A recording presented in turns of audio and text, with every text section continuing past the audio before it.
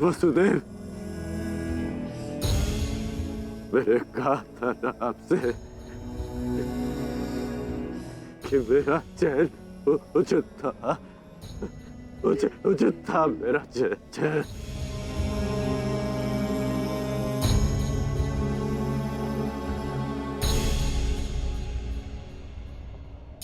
यदि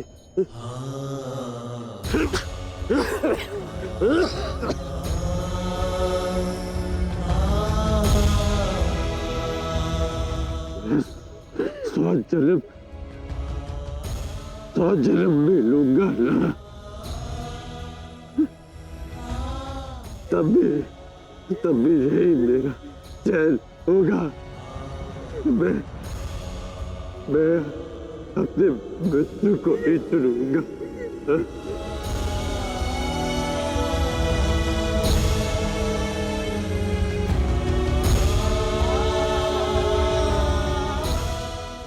नहीं मित्र, ऐसा मत बोल।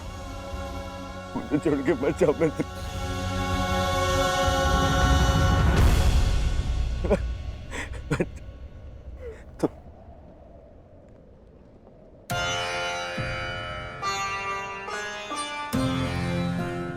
तुमने सदैव मेरा साथ दिया, मुझे अपनाया है।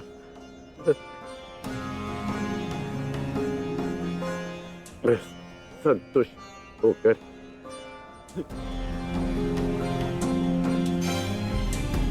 अपने प्राण छोड़ रहा हूँ।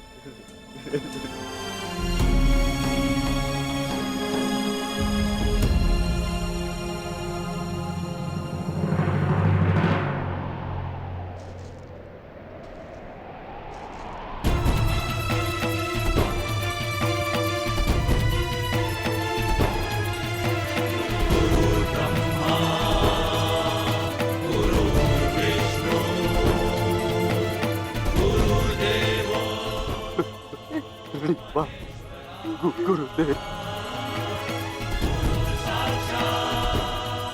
आज तुमने अपने गुरु परशुराम द्वारा दी गई शस्त्र और शास्त्र की विद्या का मान रखा कर मैं धन्य हो गया। मुझे प्रसन्नता है। मैं भले ही चिरंजीवी था, परंतु तुम मृत्युंजय हो गए हो महारथी कर्ण। मृत्युंजय, मृत्युंजय।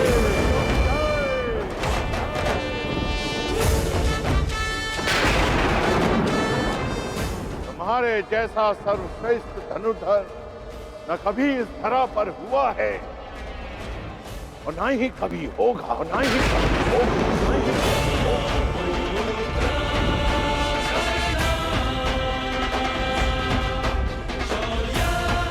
तुम्हारे जैसे दानवीर को ये संसार सदैव स्मरण करेगा। आज तुमने मेरे पृथ्वी पर आने के कारण को सफल कर दिया कर्ण। तुमने रणभूमि में कोई भी अस्त्र, कोई भी शस्त्र, कोई भी कवच, कोई भी ढाल अपने सामने सबको निरस्त कर दिया। अपने सामने उसे शूद्र सिद्ध कर दिया। तुम श्रेष्ठ नहीं, सर्वश्रेष्ठ होकर सर्वश्रेष्ठ।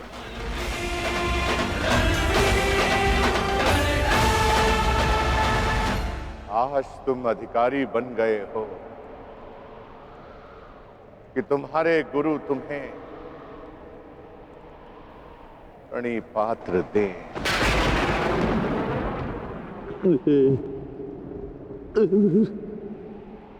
तुम्हारा कल्याण हो।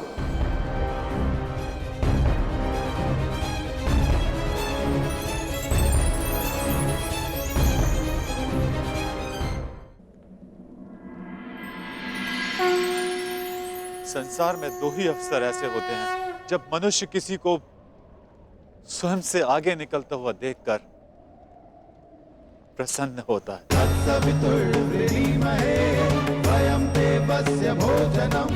गर्वित होता है। पहला अवसर जब शिष्य गुरु से आगे निकल जाए और दूसरा अवसर जब पुत्र का यश पिता के यश से ऊंचा उठ जाए। आज मेरे पुत्र कर्ण ने अपने पिता सूर्य का तेज कई गुना बढ़ा दिया। मुझे गर्व है कर्ण कि तुम मेरे अंश हो। इस संसार में जब तक मैं रहूंगा तुम्हारे शौर्य का तेज चमकेगा।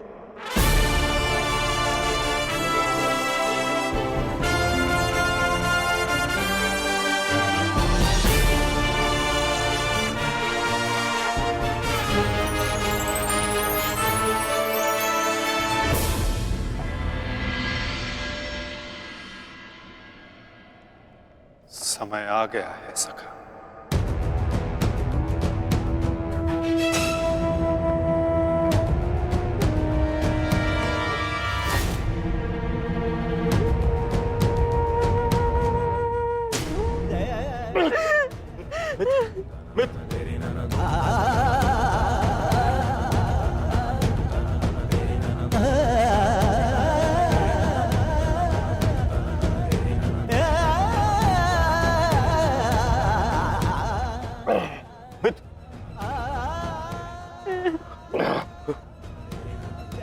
मेरी अंतिम इच्छा पूर्ण करना। परिवर्तन के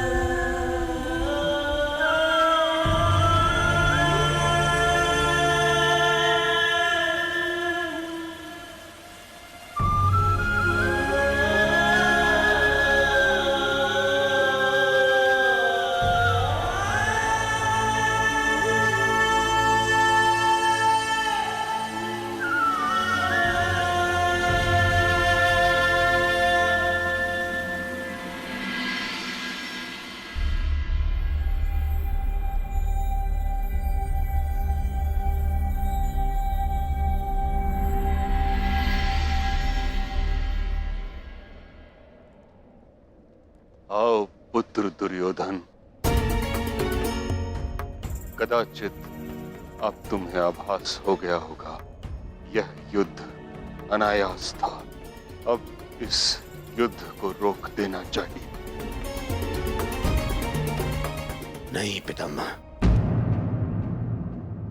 कदाचित अभी विश्वास हो गया है कि यह युद्ध आवश्यक था।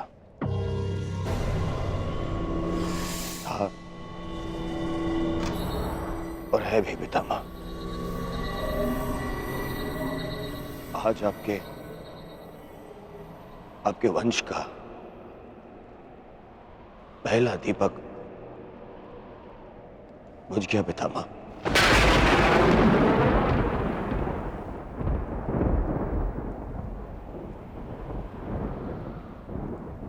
कर्ण,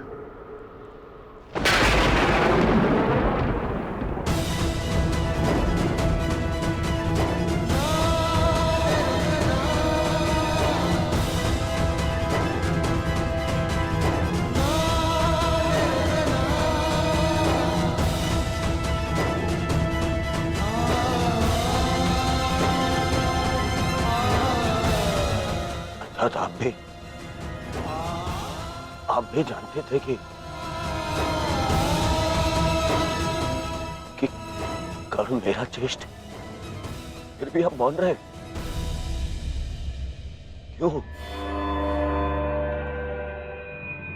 क्यों पितामह? विष पीकर भी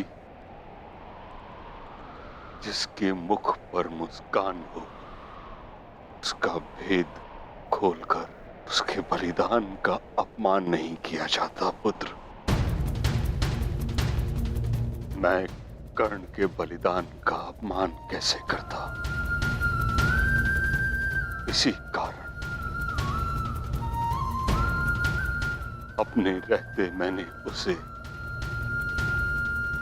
युद्ध से दूर रखा। मैं नहीं चाहता था कि एक भाई दूसरे भाई को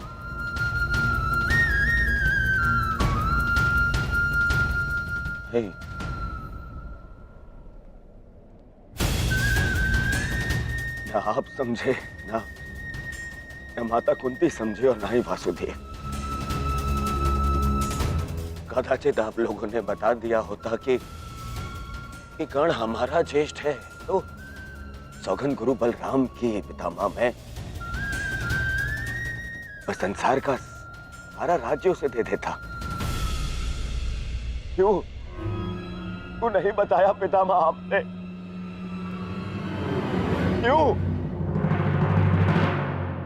युवराज, अंगराज का अंतिम संस्कार होने को है।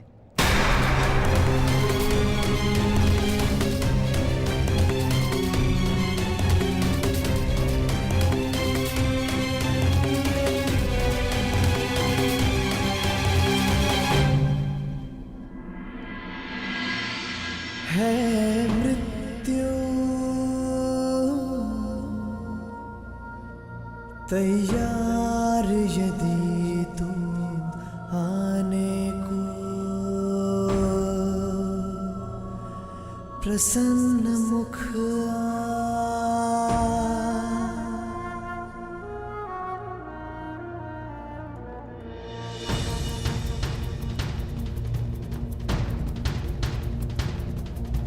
द्वार खुला है तेरा स्वागत, वीर खड़ा द्वारे अभयागत।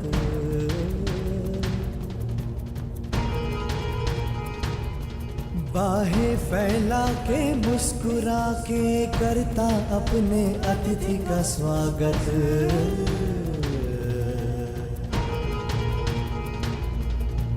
वीर गति पाके एक बालक आया, तेरे आंचल छाया।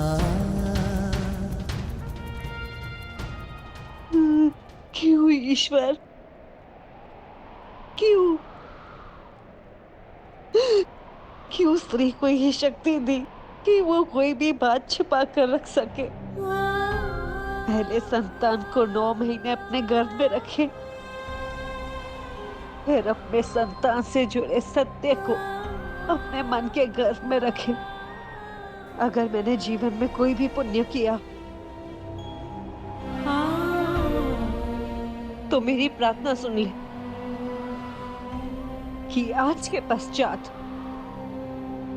कोई भी स्त्री कोई भी रहस्य ना छुपा सके।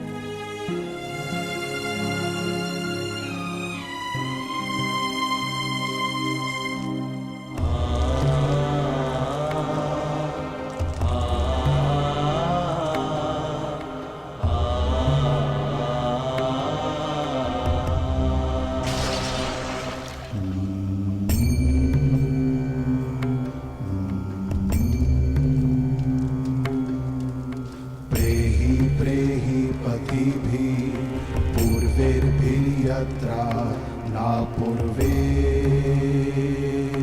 पितरपर्युः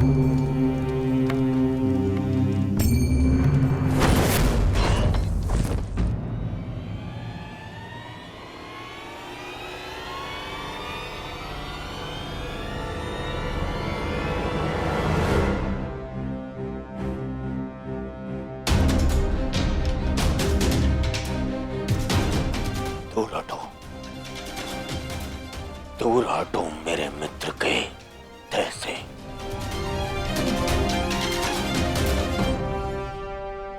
इसका अंतिम संस्कार करने का साहस मत करना युधिष्ठिर,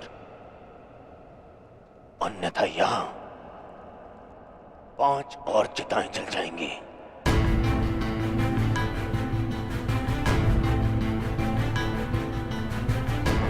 किस अधिकार से, किस अधिकार से तुम इसका अंतिम संस्कार कर रहे हो? कौन लगता कौन है तुम्हारा? कुछ क्षण पहले पता चला कि इसका और तुम्हारा रक्त एक है, तो तुम्हें अधिकार मिल गया कि तुम इसका अंतिम संस्कार कर दोगे। नहीं नहीं युधिष्ठिर,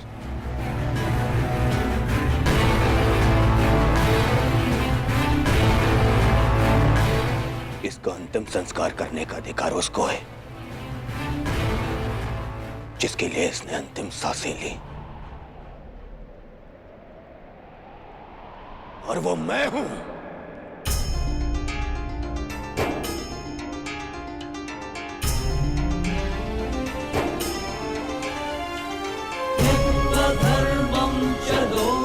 मेरे माता पिता देख नहीं सकते, परंतु उनकी आंखों में भी एक स्वप्न है।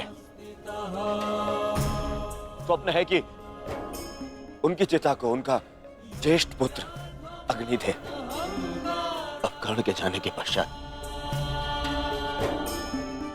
मैं ये नहीं जानता कि मैं अपने माता पिता को अग्नि दूंगा या मेरे पिता मुझे विदा करेंगे। अग्नि वो देता है जिसके चले जाने के पश्चात वो अनाथ हो जाए।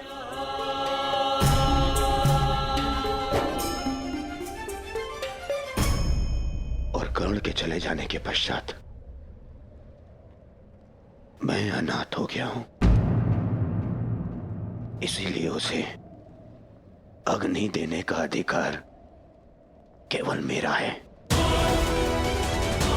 और मुझसे ये अधिकार कोई नहीं छीन सकता।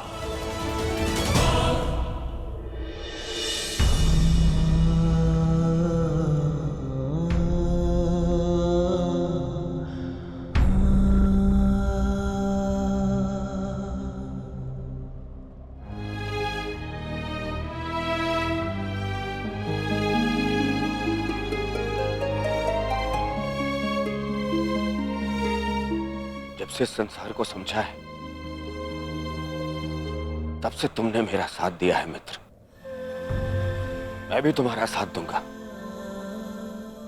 हम बहुत शीघ्र मिलेंगे। सुन रहे हो कर्ण? इतनी आसानी से मुझसे पीछा छुड़ाने नहीं दूंगा तुम्हें। इतनी सरलता से नहीं।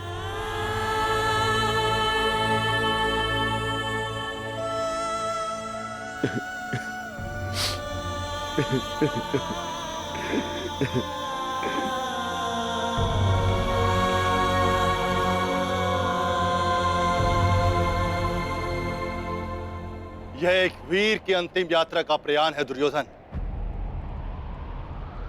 इसे शांति के साथ विदा करें। ज्येष्ठ की आत्मा को कष्ट होगा यदि सब एक साथ अग्नि न दें।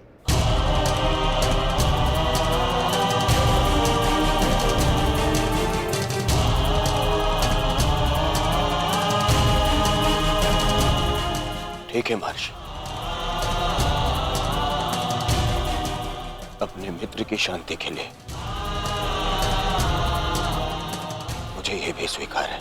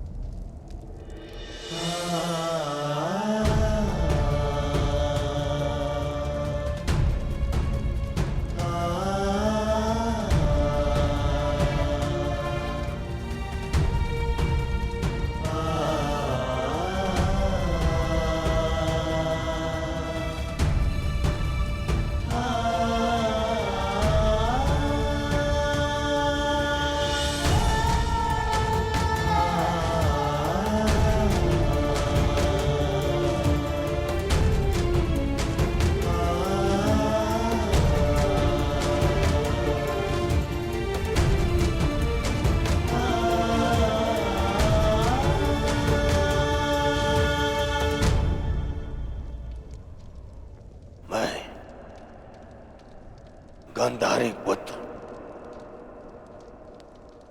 कर्ण मित्र दुर्योधन अपने मित्र के चिता की सौगंध खाता हूं कि मैं अपने मित्र की मृत्यु का प्रतिशोध लूंगा।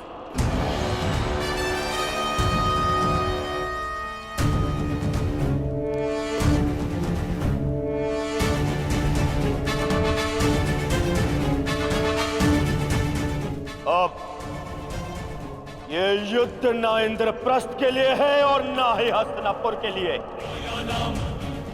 अब ये युद्ध है तो केवल मेरे मित्र के प्रतिशोध के लिए।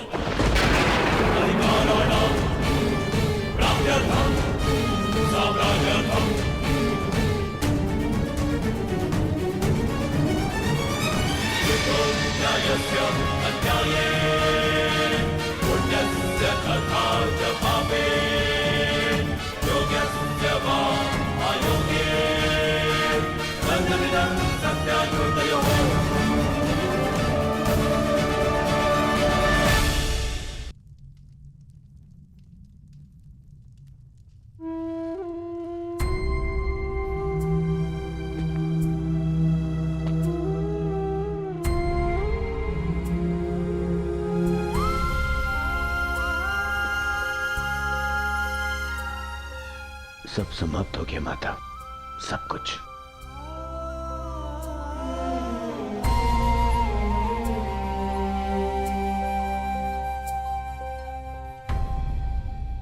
कुछ नहीं बचा, कुछ भी नहीं बचा। प्राण के साथ मेरी विजय, मेरा सुख, मेरा स्वप्न, सबका अंत हो गया।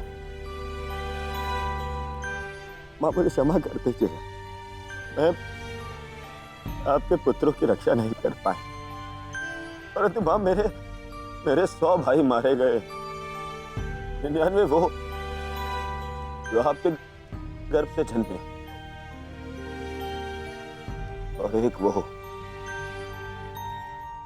जिसने मेरे लिए समय के गर्भ से जन्म लिया। मेरा मित्र कर्ण, मैं नहीं रहा माता। माता, आपको 100 पुत्रों की माता होने का वरदान मिला था ना माता,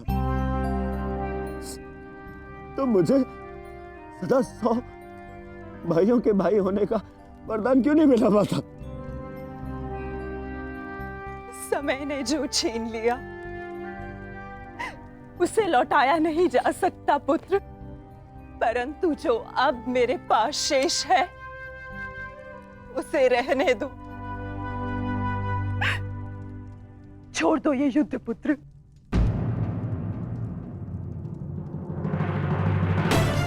नहीं नहीं नहीं माता,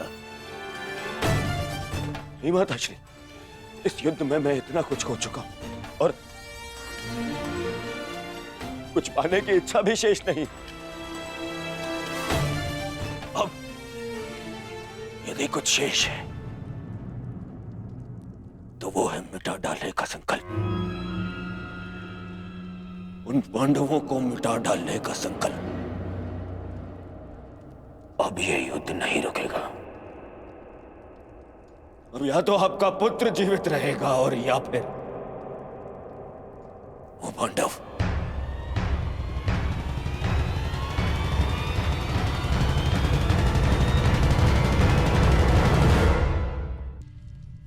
अब यदि कुछ शेष है तो वो है मिटा डालने का संकल्प,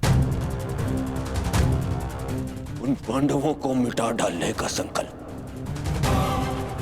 अब या तो आपका पुत्र जीवित रहेगा और या फिर वो पांडव। मुझे क्षमा कर दीजिएगा माता, परंतु अब ये युद्ध नहीं रुकेगा,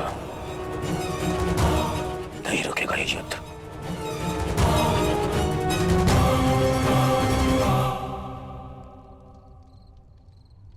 क्या हुआ माधव? शांति के साथ अधीरता का ऐसा मिश्रण मैंने आप में कभी अनुभव नहीं किया।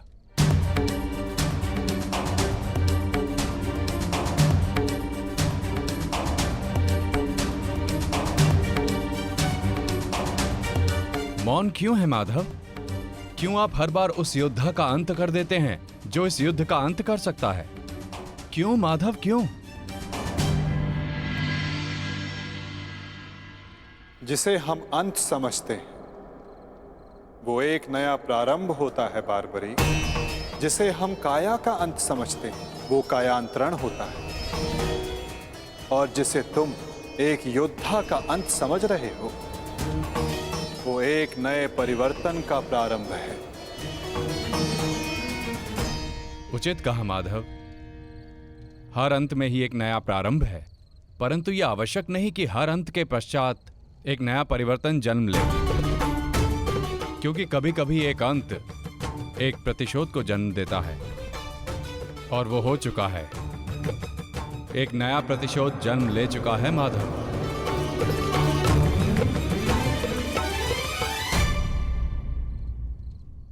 नहीं जानती थी, नहीं जानती थी मैं कि 100 पुत्रों की माता होने के गर्व के पश्चात 100 संतानों के वध का दुख भी सहना होगा। यही प्रश्न मेरे मन में बार बार उत्पन्न होता है गांधारी।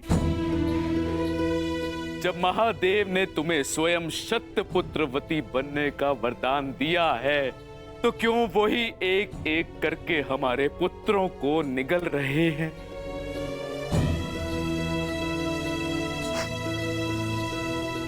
उत्तर मिलेगा आर्य। इस प्रश्न का उत्तर भी अवश्य मिलेगा।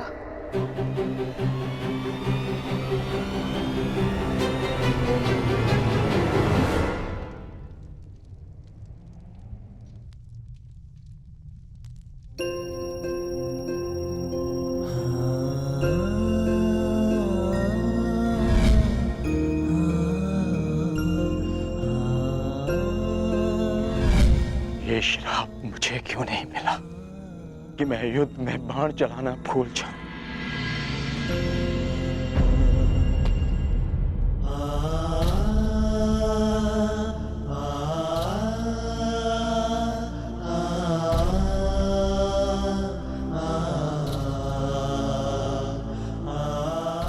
ये कैसा युद्ध है माधव, कैसा युद्ध? न्याय के लिए हमने अपने ही ज्येष्ठ का रक्त बहा दिया, और क्या बलिदान मांग रहा है ये महायुद्ध हमसे? कब होगा, कब होगा इस महाविनाश का अंत माधव, कब होगा? माधव, कुछ समझ नहीं आ रहा। धर्म और वचन का पालन करते करते ये हमसे क्या अधर्म हो गया? मैं तुम सबके मन की इस व्याकुलता को समझ सकता हूं।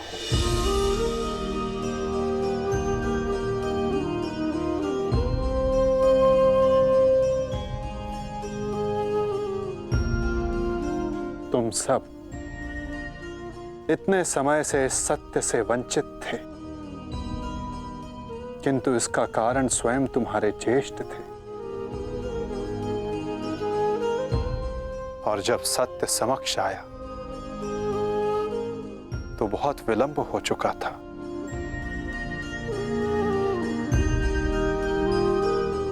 नकुल, सहदेव, ये तुम्हारा उत्तरदायित्व है कि अपने ज्येष्ठ के इस बलिदान गाथा को इस संसार में सुनाकर सदैव इस संसार के हृदय में जीवित रखो।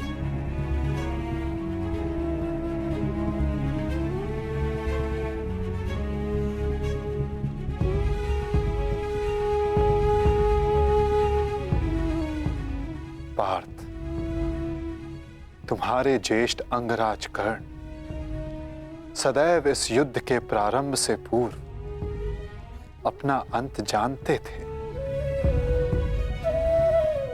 वो इस युद्ध का परिणाम भी जानते थे पार्थ।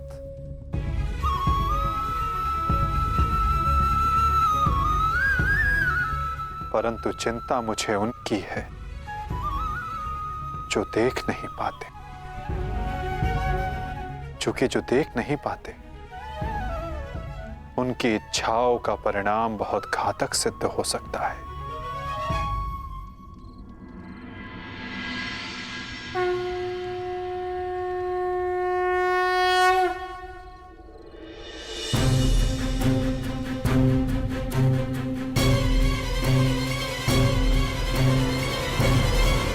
रुक जाओ बहना, नहीं बहना, ये क्या करने जा रही हो तुम?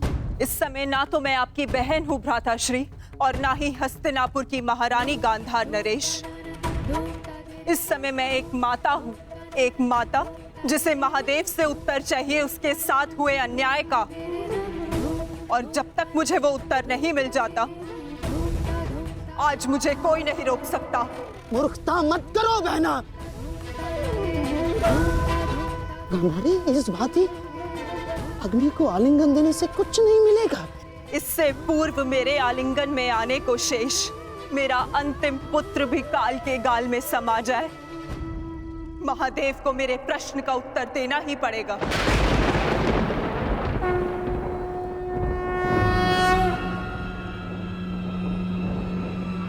नहीं बहना, मैं तुम्हें ऐसा नहीं करने दूंगा, नहीं करने दूंगा मैं तुम्हें ये सब कुछ ना।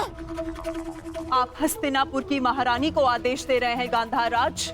देखो बहना, ईश्वर के लिए ये सब मत करो। एकांत।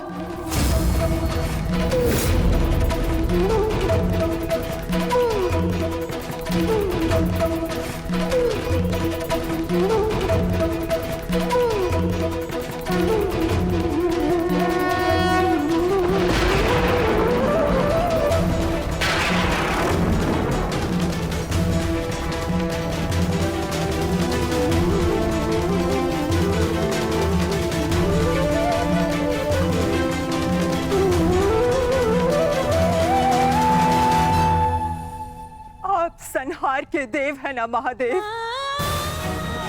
तो आज मैं स्वयं को संहार करके आपको प्रस्तुत करती हूँ।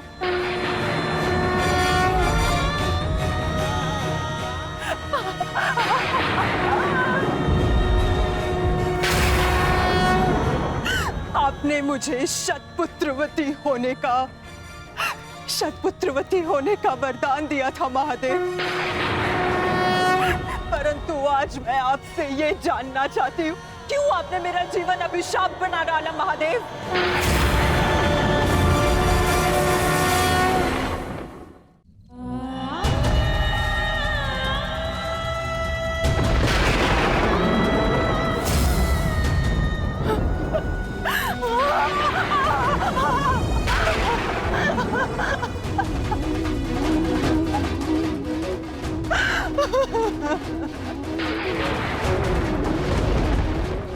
प्रकट होइए महादेव,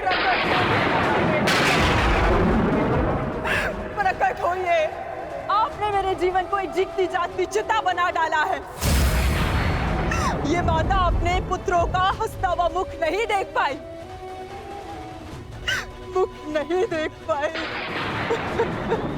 परंतु उनकी चिताओं की अग्नि को अनुभव किया है महादेव। या तो आप अपने उत्तर से मेरे मन को शीतलता दीजिए, अन्यथा मुझे जीते जागते जल जाने दीजिए।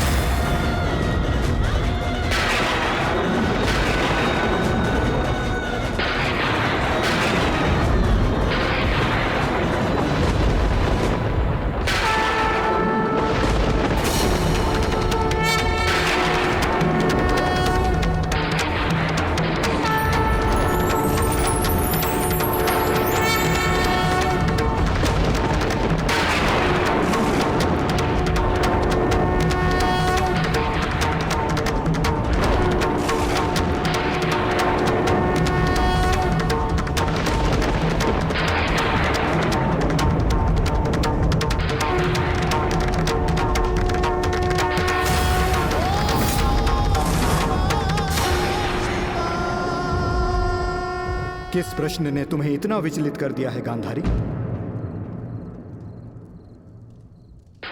अन्याय ने मुझे विचलित किया है महादेव, वो अन्याय जो आपने मेरे साथ किया। मेरे 100 पुत्रों के वरदान को 100 पुत्रों के नाश के अभिशाप में बदल दिया है उन पांडवों ने। बोलिए महादेव, बोलिए, ये कैसी नीति है आपकी? ये तो नियति है गांधारी। हर एक के जन्म के साथ उसकी मृत्यु निर्धारित होती है। उसे लेके मनुष्य विचलित हो सकता है, परंतु ना ही ये अन्याय है और ना ही प्रतिशोध का कारण। नहीं महादेव, मैं ना तो यहाँ प्रतिशोध के लिए आई हूँ और ना ही प्रतिकार के लिए। ये एक माता है जो आपके समक्ष खड़ी है, जिसके 99 पुत्रों का निर्दयता से वध कर दिया गया है। उसे केवल एक पुत्र की सुरक्षा चाहिए। मुझे दुर्योधन की मृत्यु नहीं देखनी है। आपका वरदान झूठा नहीं होना चाहिए महादेव। जिसे आपने 100 पुत्र होने का वरदान दिया, वो निसंतान नहीं मरनी चाहिए महादेव। जो हानि मेरी कोख को अब तक हुई है, उसे मैं सह लूंगी, किंतु मेरा अंतिम शेष पुत्र दुर्योधन, मैं आपसे उसकी सुरक्षा मांगती हूँ महादेव। मेरे पुत्र की रक्षा कीजिए महादेव। उसे भीम के प्रहार से बचा लीजिए। पांडवों को अस्त्र देने वाले महादेव, यदि आज मेरे पुत्र को ढाल नहीं देंगे, तो मैं स्वयं आज अपने प्राण उसके लिए समर्पित कर दूंगी।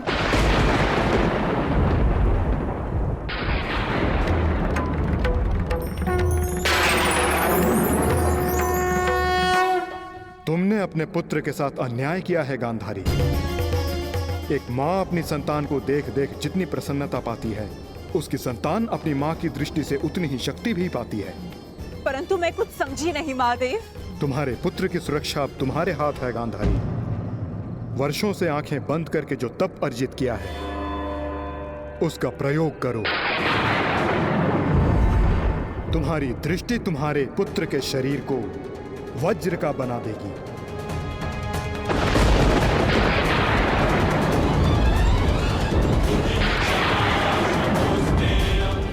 वो वज्र जिसे किसी का प्रहार नहीं तोड़ पाएगा।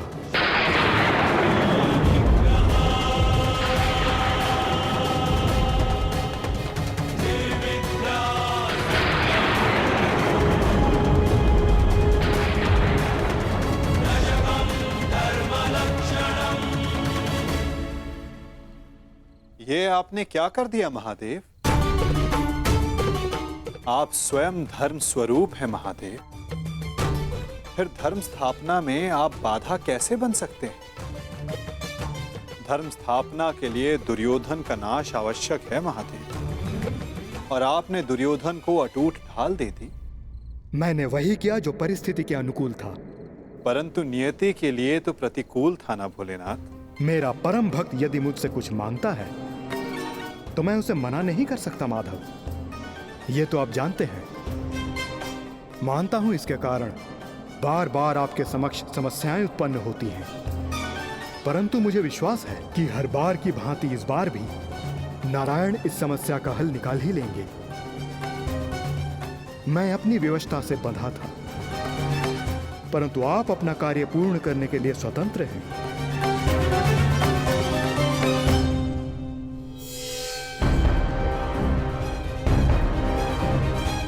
नियति के अनुकूल पर नीति के प्रतिकूल।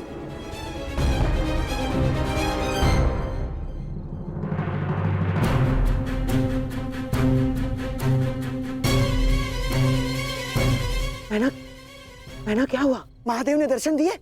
मैना बता। गांधारी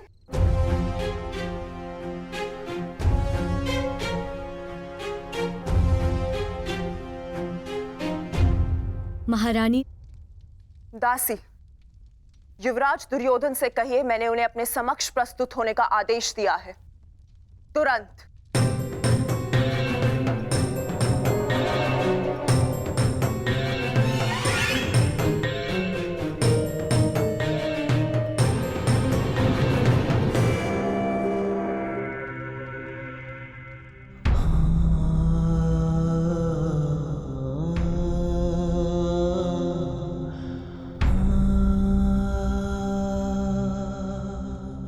तुम्हारी मृत्यु का प्रतिकार मैं एक एक से लूंगा मित्र,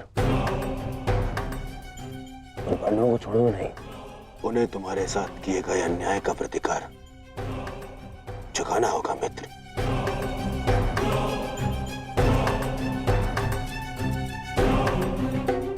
युवराज दुर्योधन, मैं मद्राज आज तक किसी के सामने नहीं झुका, परंतु आज मैं अपना सर झुकाकर अपनी भूल को स्वीकार करने आया हूं। मद्राज, चक्र निकालने में मेरी सहायता कीजिए। तुम भूल रहे हो अंगराज, तुम सूत पुत्र हो, तुम स्वयं अपने रथ का चक्र निकालो। मद्राज, मुझे मेरा विजय धनुष दीजिए। नहीं अंगराज, मैं तुम्हारी आज्ञा का पालन नहीं करूंगा।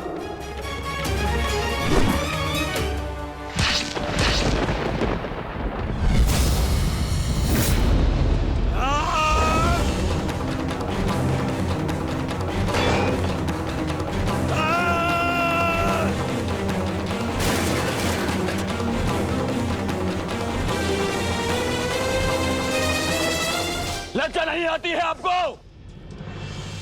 जिस कर्म को करने के पश्चात मृत्यु मांगनी चाहिए, उसके लिए क्षमा मांग रहे हैं आप।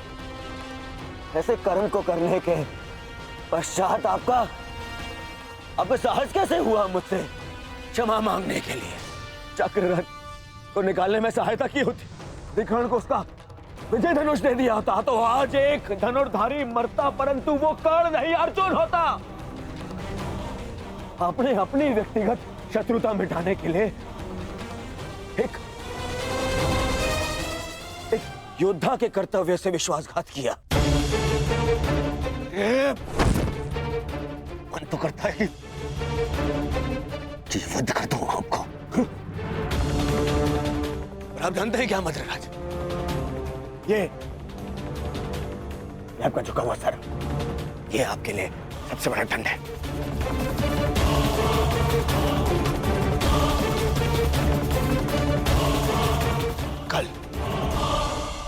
कल प्रातः काल सूर्योदय से पूर्व आप युद्ध भूमि से अस्त हो जाएंगे। मैं आपका मुख नहीं देखना चाहता।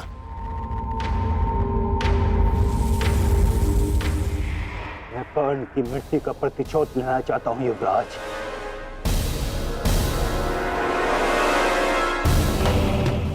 आप लेंगे प्रतिशोध, मैं लूंगा प्रतिशोध, और उसके लिए मुझे आपकी आवश्यकता नहीं है। प्रतिशोध लेंगे। किंतु मुझे पश्चाताप के अवसर की आवश्यकता है युवराज। मैं आपको निराश नहीं होने दूंगा। महारथी कर्ण का सारथी बनकर जो मैं नहीं कर सका वो मैं अब करूंगा, अपने कर्तव्य का पालन। युवराज की जय हो। महारानी ने आपको इसी समय अपने कक्ष में प्रस्तुत होने का आदेश दिया है।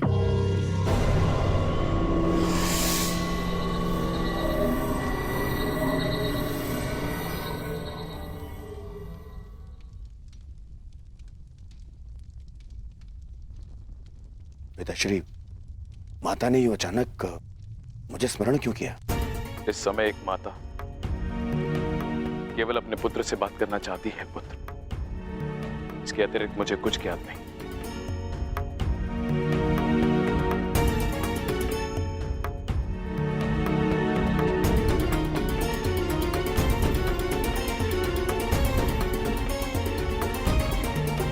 प्रणिपात माता, आपने मुझे स्मरण किया।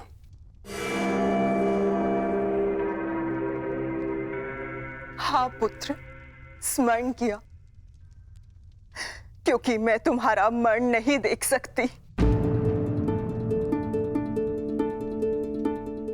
संपूर्ण जीवन तुम्हें केवल एक ही पीड़ा थी ना, कि तुम्हारी माता ने तुम्हें एक बार भी नहीं देखा। स्मरण है दुर्योधन, युद्ध प्रारंभ होने से पूर्व तुमने कहा था, युद्ध से पूर्व एक बार, बस एक बार मुझे अपनी दृष्टि से देख लीजिए माता। आज मैं अपनी और तुम्हारी इच्छा पूर्ण करना चाहती हूँ दुर्योधन। आज मैं तुम्हें देखना चाहती हूँ पुत्र। सच माता, किंतु माता, अब जो मैं करने जा रही हूं उसके पश्चात तुम युद्ध जीतो या ना जीतो, परंतु मेरी ममता हार से बच जाएगी। मैं कुछ समझा नहीं माता। अब मैं तुम्हें जो कहने जा रही हूं पुत्र, उसे ध्यानपूर्वक सुनना और आज्ञा अनुसार ही पालन करना।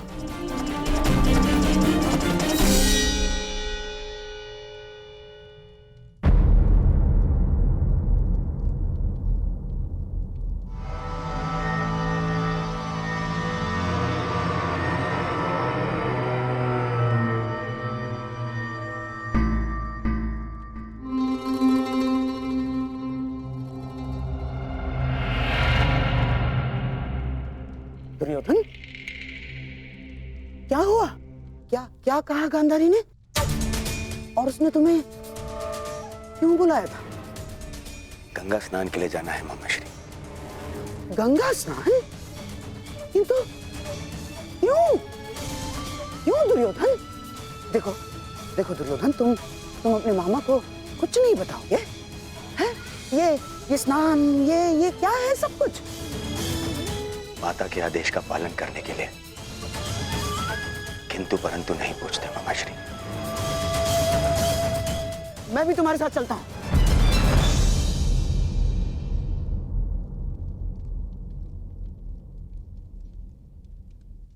नहीं मामाश्री, ये यात्रा मुझे अकेले करनी है।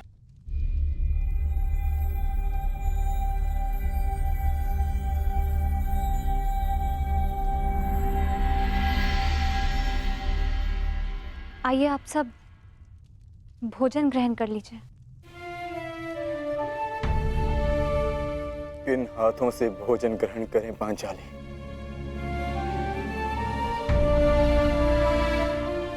इन हाथों से जो अपने ज्येष्ठ के रक्त से रंगे हुए हैं।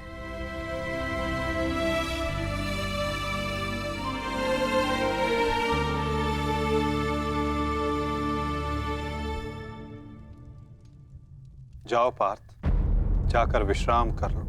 कल प्रातः पुनः युद्ध प्रारंभ होगा और उस युद्ध के लिए सज्ज रहना होगा तुम्हें। परिवर्तन के लिए ज्येष्ठ ने अपना जीवन त्याग दिया। कुछ परिवर्तनों को लाना नहीं होता पार्थ, उन्हें होने देना होता है। तुम अपना कर्तव्य करो पार्थ। फल हो या परिवर्तन, जो भी होगा स्वयं होगा।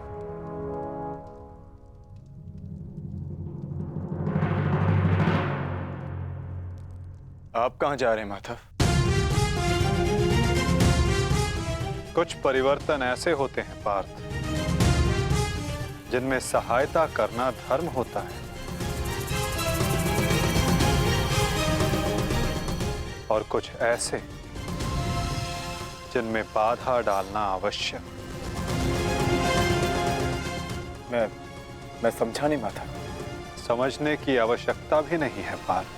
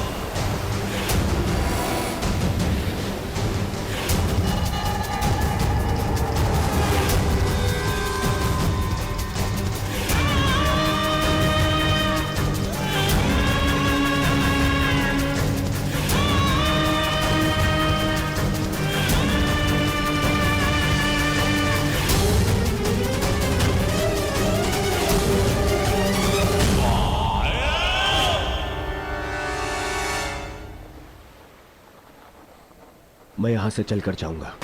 क्षमा करना युवराज, किंतु माताश्री का आदेश है। मुझे पूर्णतः निर्वस्त्र होकर उनके समीप जाना है। परंतु यहां से महल तक का मार्ग बहुत लंबा है प्रभु। आपको कुछ पहनना होगा। अगर प्रजा की दृष्टि में आए तो राजवंश उपहास का भाजन बनेगा।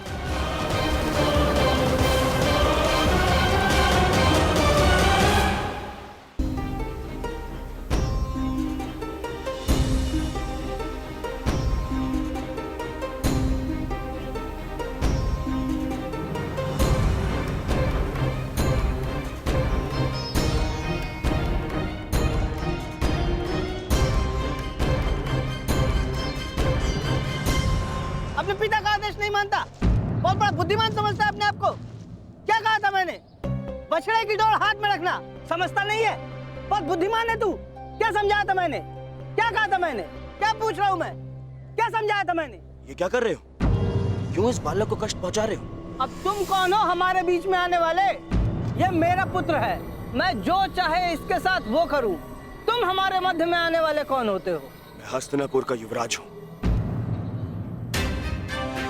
क्षमा करिए युवराज, मैंने आपको पहचाना नहीं, परंतु वास्तविकता ये है कि इसने अपने माता पिता के आदेश का पालन ही नहीं किया। मैंने इसे बताया था, बछड़े की डोर कभी हाथ से मत छोड़ना, सदैव डोर अपने हाथ में ही रखना, परंतु ये नहीं माना।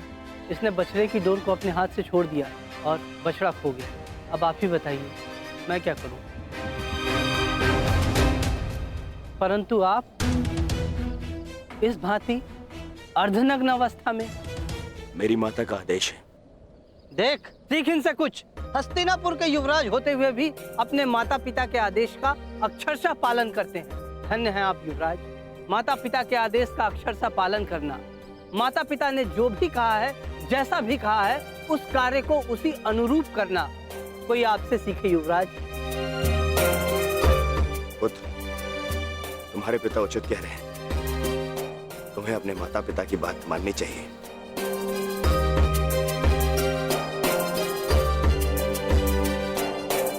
माता पिता के आदेश का अक्षरशः पालन करना, माता पिता ने जो भी कहा है, जैसा भी कहा है, उस कार्य को उसी अनुरूप करना कोई आपसे सीखे युवराज।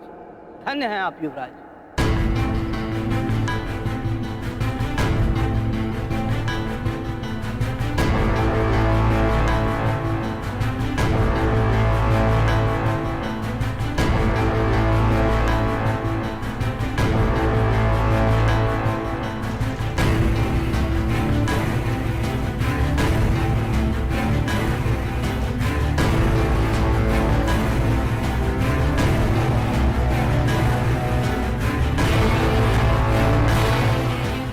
माता के आदेश का पालन कर रहे हो दुर्योधन, परंतु गंगा स्नान के पश्चात यूं वस्त्रहीन क्यों होकर आए हो?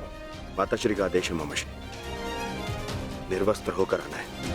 बुद्धिहीन हो दुर्योधन। माता के लिए तो बालक ने गर्दन से नीचे भी वस्त्र ना पहना हो तो वो नग्न कहलाता है। और शास्त्रों में भी लिखा है कि युवा होने के पश्चात एक पुत्र ने अपने माता के समक्ष और एक भाई ने अपने बहन के समक्ष निर्वस्त्र नहीं जाना चाहिए। पुत्र पौत्र वाले हो गए हो ना दुर्योधन, न जाने तुम्हें बुद्धि कब आएगी। माता के समक्ष यूं अवघड़ बनकर जाओगे?